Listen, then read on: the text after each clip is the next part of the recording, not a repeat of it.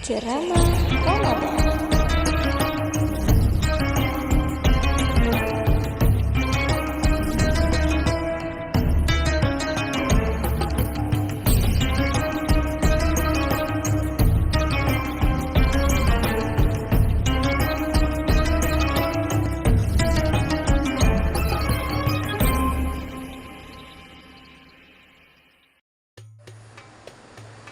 Bismillahirrahmanirrahim. Assalamualaikum warahmatullahi wabarakatuh.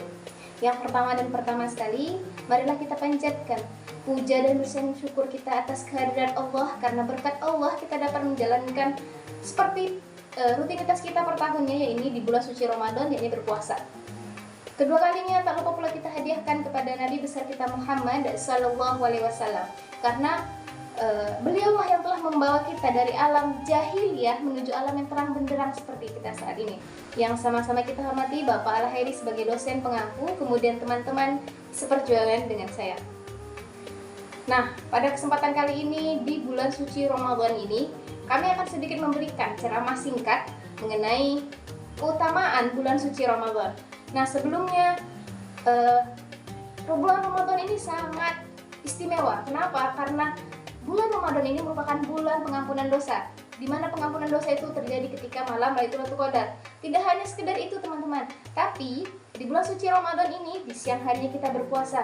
Kita berpuasa itu Allah mengangkat semua dosa-dosa kita. Kemudian malamnya kita melakukan sholat tarawih bersama. Nah, setiap hari dari awal kita berpuasa, dari awal Ramadan sampai akhir nanti, ketika kita menjalankan takbiran, itu merupakan tahap-tahap kita menghapuskan dosa kita. Nah, tidak hanya itu teman-teman. Kalau teman-teman bingung nih, kenapa sih ada yang namanya bulan Ramadan? Sebelumnya tuh ada nggak sih ketika zaman Rasulullah itu bulan Ramadan tuh ada nggak gitu kan?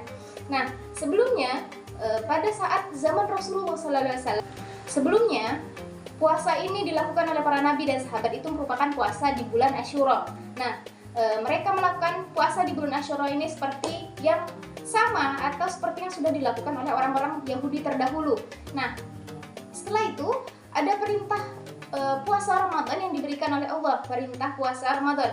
Nah, jadinya puasa Ramadan ini menjadikan suatu kewajiban, sedangkan puasa Asyura itu menjadi sunnah. Nah, ada beberapa fakta unik mengenai bulan suci Ramadan.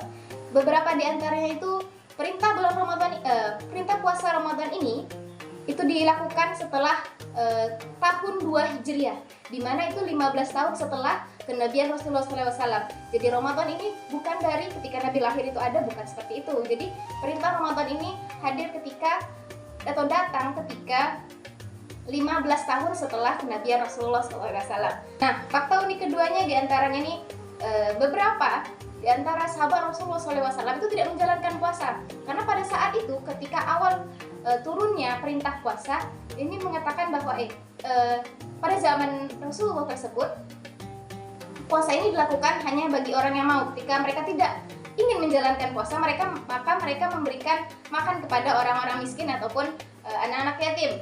Nah, setelah beberapa saat setelah itu, maka puasa ini menjadikan wajib bagi yang mampu. Nah, ketika misalnya kan ada beberapa nih, kalau misalnya mereka tidak mampu untuk melaksanakan puasa Ramadan, maka ada cara mengqadha puasanya ini, mengganti puasa Ramadan itu berapa hari mereka melakukan pembatalan puasa. Misalnya ada sekitar 7 atau 10 hari mereka batal dalam puasa Ramadan, maka di luar bulan suci Ramadan mereka harus mengganti puasa tersebut.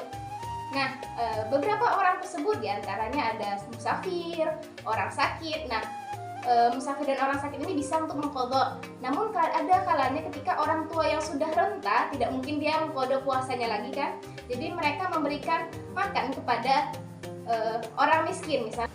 Nah, selanjutnya nih ada beberapa, mungkin teman-teman sudah mengetahui bahwa keutamaan puasa itu banyak sekali, baik dari segi keimanan kita maupun segi fisik kita. Nah, dari segi fisik atau dikatakan oleh orang sains, puasa ini merupakan suatu bentuk untuk menjaga siklus tubuh agar tetap menjadi sehat. Kenapa?